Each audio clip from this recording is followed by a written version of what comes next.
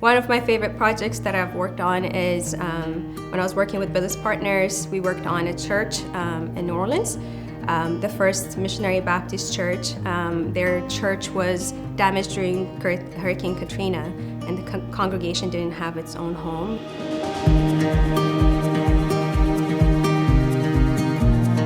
This neighborhood, the location was in a more flood-prone part of the city.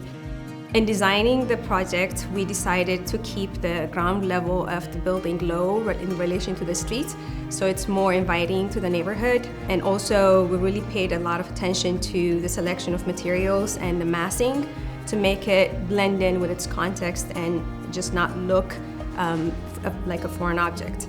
At the same time, we were able to incorporate dramatic, simple shapes that gave the building an iconic look. The congregation was heavily involved in the design process, and the opening date of the church ceremony was very touching, a touching moment to have a congregation come back to its home after so long, and very happily in this new contemporary building that we had created for them, that they were very excited about and anticipated a growth in their congregation.